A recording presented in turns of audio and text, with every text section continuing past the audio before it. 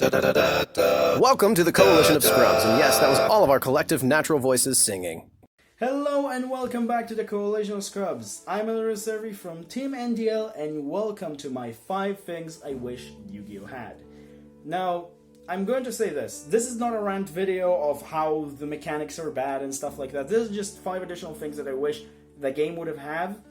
Just to make it a little bit more interesting, or just flowing differently, or just like having like a little bit more hype in terms of like its card reveals and stuff like that. You'll see what I mean.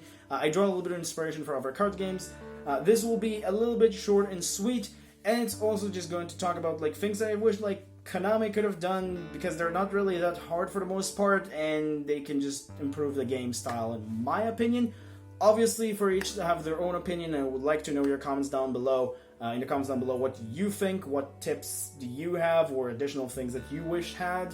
And what things that I said are either good or you would change them? So, let's jump right with the first one, shall we? Because this is going to be a short one. So for the first one, we're going to have something that I like to call more mechanics. Mostly, I want to focus specifically on double mechanics, because I feel like other mechanics are just kind of a little bit fine, but I'm talking about double mechanics. Double mechanics, what I mean is just monster with double attributes and double types. Now, granted, there is monsters that technically double types, a little bit more, like sometimes even 3, but we do not really see this that much. As well, just double types, there are only 1, but it doesn't count as 2 double types all the time. I think like there is only 1, which is like a Gemini one that just switches itself from like a dragon to a zombie, or from a dinosaur to a zombie, when you normal summon it additionally. A weird one. Regardless, the point is, you can do a little bit more better with this. And it's just like, you can make more monsters with double attributes. Even they can be just like, you know, attributes in the top to have half and half, instead of just have it in the text, which then when they negate your effects, they don't count as both of them, which kind of sucks. I think like that way will be a little bit more smarter, which I feel like double attributes, double types could be really fun. And I feel like it's just a needed mechanic. And like I said, do it in the types there, and in the attributes could be looking really cool. Which also leading me to the second point, which, because of things like that just adding to the text, we have keywords, which I think is a very, very much needed thing in Yu-Gi-Oh! Because a lot of players don't like to read in this game. Like, they don't like to read. I kind of always experienced that, and people just like, it does create hilarious moments, and honestly, you cannot compress everything into a keyword. But for example, let's say we have a search effect, like the normal, when this monster is normal or special summon, add said attribute card to your hand, or attribute archetype card to your hand. You could just change it into search this card for an attribute, like just save like 2 lines. Or for example, if your opponent have to discover from 3 cards that you show them, call this discover. Instead of just like specifically just like reveal for them 3 cards, they choose one of them, you add to your hand. Just call this discover, or do something like that, just making the words more interesting. Or when they're foolish burial effect, or like send to grave effect. It just, you don't really need to essentially like write 2 to 3 lines on one particular thing that everybody know what it does, which I feel like just will make the card design better. And like things like that, like you could have even the speed duel design, like if you have a little bit of shorter text, like looking a little bit better, you can change the card art and stuff like that.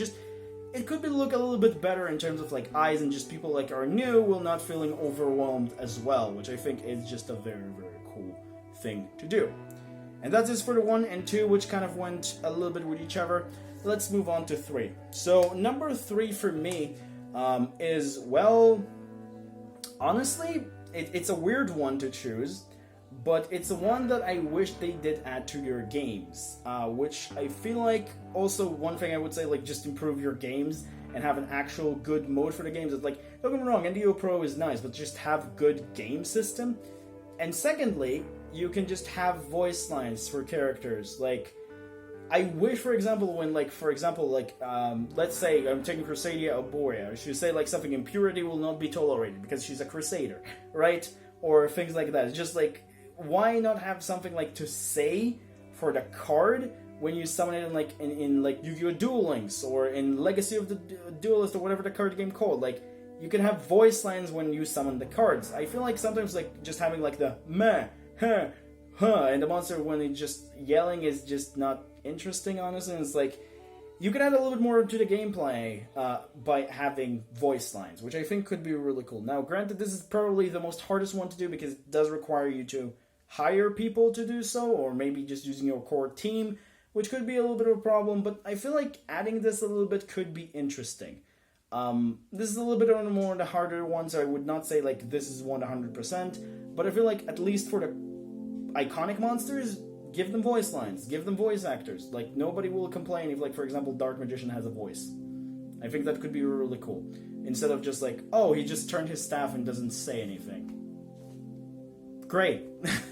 That's what I'm trying to say. Number 4 for me. Well, number 4 for me is actually a very interesting one. Speaking of which, of like ways to just improve quality of stuff, I'm talking about how to improve quality of set reveals.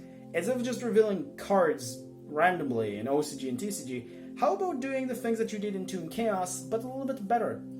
Just like Hearthstone specifically. I'm going to bring out Hearthstone again, kind of a thing, because voice line is kind of also a Hearthstone thing, but I'm going to bring out Hearthstone thing again, because in the Hearthstone case, when you're doing a card reveal, they're letting Yu-Gi-Tubers, or just say their equivalent of Yu-Gi-Tuber, Hearthstone tubers, and streamers, and everyone that in comparison to Hearthstone, just letting them reveal a card in their site on their channel.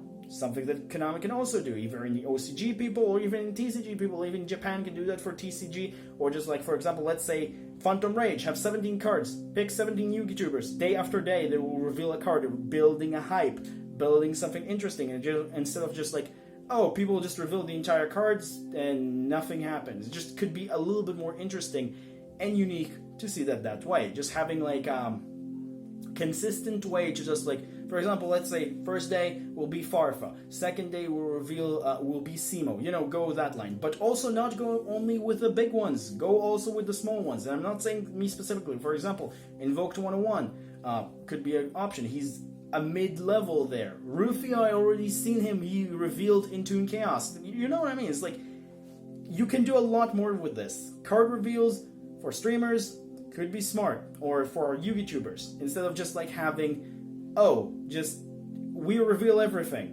Why not just making it hype and making it like the creators that want to create, they love this game, they want to have a little bit to do more, because then you just give them content and they reveal the cards for you and hyping their community. That could be better for you, I think. But yeah, that's pretty much my top tip for number 4.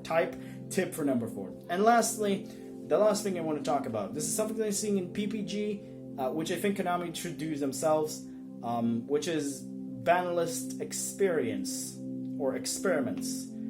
Honestly, I feel like there is a lot of cards on the ban list that you can just take them out for 3 months, see how they do, and if they're bad, just return them back 3 months after.